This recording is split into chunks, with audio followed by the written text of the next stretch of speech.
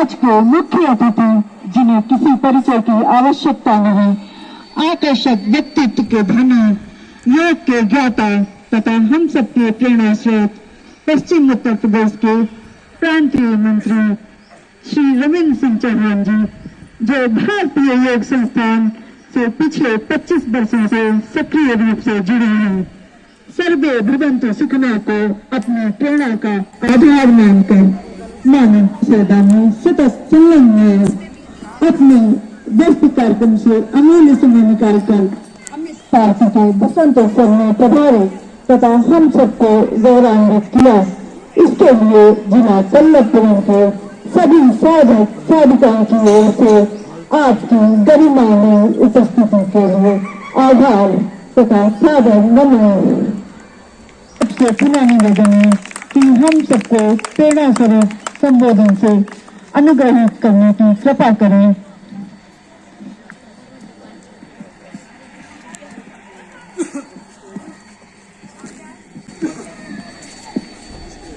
मंचासीन जिलाधिकारी, क्षेत्रीय अधिकारी, केंद्र प्रमुख, मातृशक्ति बंधुओं, प्यारे बच्चों, आज हमारा क्षेत्र में गणतंत्र दिवस, उसकी हार्दिक शुभकामनाएं आप सबको।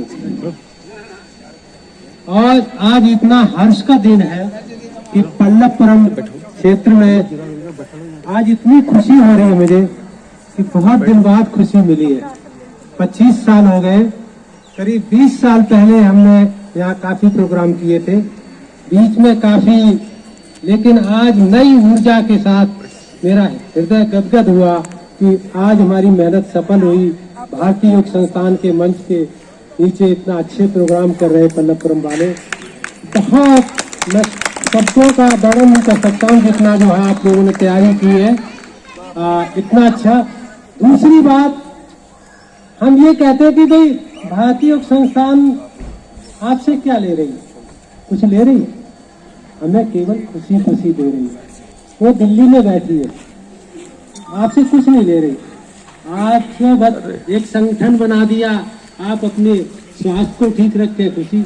अभी देखें आपने, हमारे केंद्र प्रमुखों को गोल्ड मेडल मिले, बताइए, गोल्ड मेडल।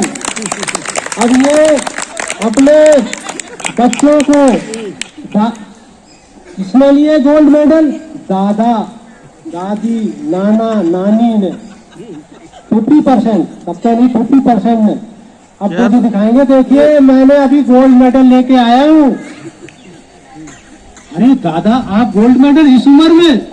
बताइए उन बच्चों पे कितने अच्छे संस्कार गए।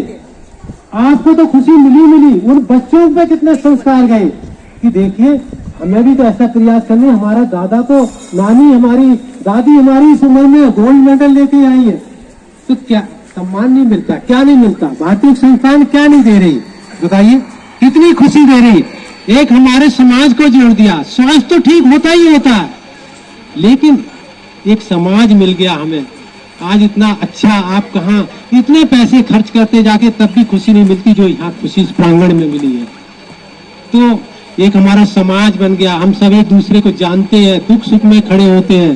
तो यही तो भारतीय संस्थान एक ऐसी अनूठी संस्था है, विश्व में एक ऐसी संस्था कोई है ही नहीं जिसमें बगैर किसी लोभ लालच के आपसे कुछ भी नहीं लेती है। 365 दिन केवल एक पत्रिका देती है, साल में वो 100 रुपए के बोझ का भी 25 रुपए क्वार्टरली के हिसाब से जाते हैं। उसमें भी आपको इतना लेखन दिया जाता है, इतना साहित्य है पढ़ने के लिए, आध्यात्मिक, शारीरिक, मानसिक विकास के लिए। वो केवल बस वो इसलिए केवल प्रचार प्रसार हो, घर घर तक योग पहुंचे। और कोई भी कोई बता दे, कोई अधिकारी, कोई शिक्षक बता दे कि कभी भी कोई भारतीय योग संस्थान ने किसी एक पैसे की कभी किसी फंक्शन में डिमांड करी हो। अभी हमारा शिविर लगेगा, सब संस्थान उठाती खर्चा, कोई किसी से पैसा नहीं लिया जाता। तो भारतीय योग संस्थान इतना। अब इसी दूसरी कड़ी में मैं आ रहा हूँ, जो हमारा भारतीय योग संस्थान ने 1 घंटे का शेड्यूल बनाया, वो ओम से शुरू होता है और शांति लास्ट तक 1 घंटे में शांति पे समाप्त होता है।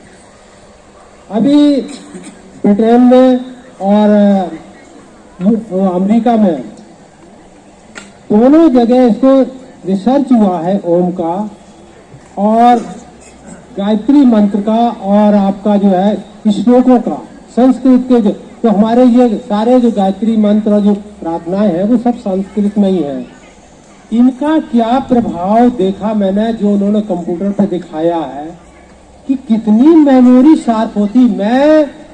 मैं भी 25 साल हो गए कि भाई आदमी की मन की स्थिति कैसे बदल जाती। मैं समझता था योग से या उससे बदलती, लेकिन असली पता चला है कि जो हम शुरू से लेकर के आखिर तक मंत्र का उच्चारण करते हैं, उन मंत्रों के उच्चारण से हमारे वाइब्रेशन किस तरह से कौन कौन सी हमारे न्यूरॉन प्रभाव में आते हैं, जिससे हमारी मेमोरी शार्प होती है। आप केवल ओम का चैंटिंग करें, ओम की ध्वनि का आप देखिए कितना वाइब्रेशन मिलेगा आपको, कितनी मेमोरीज आप जो अवसाद में चले जाते हैं।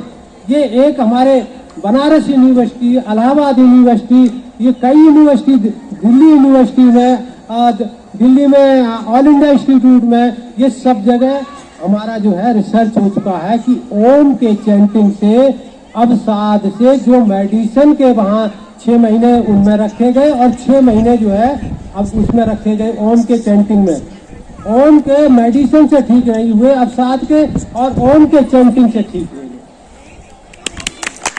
तो आप बताइए कि क्या 1 घंटे में संस्थान ने क्या क्या समाहित करके हमको दे दिया करने के लिए, और उसे हम करने के लिए कई लोग कहते हैं अरे हम योग कर लेते हैं घर पे। अरे घर पे कैसे कर लोगे भाई, समाज से जुड़ोगे तभी तो कुछ मिलेगा। अब देख रहे हैं यहाँ जितनी आप अकेले वहाँ क्या डांस कर सकते थे, क्या प्रोग्राम कर सकते थे, जो यहाँ सामूहिक खुशी मिली बच्चों को, सबको आपने उत्साहित किया, किसी ने किया, किसी ने सुना, किसी ने देखा है, तो कितना अच्छा लगा, कितना आपका 2 घंटे 3 पता भी नहीं चले। तो देखिए भाव की बात होती साहब। एक और मैं एक दृष्टांत दूंगा इसी उस पर कि आदमी के भाव, कहते हैं अरे भाई हमें तो कोई बीमारी नहीं, कुछ नहीं, जब हो जाती तब आदमी चलता कि भाई बीमारी की होगी, अब योग में चले। जब सब कुछ खो दिया फिर कहाँ से मिलेगा। तो मैं एक मतलब जो है आध्यात्मिक ही है, गीता से रिलेटेड है। एक गरीब ब्राह्मण, उसके पास बेचारे कुछ नहीं, लेकिन जो है भक्ति करना चाह रहा था, लेकिन उसको कुछ नहीं कर, ऐसी स्थिति नहीं थी। तो वो जाकर के अपने नदी के किनारे पे जो है एक आसन लेकर के और नदी के किनारे बैठ गए भक्ति करने के लिए।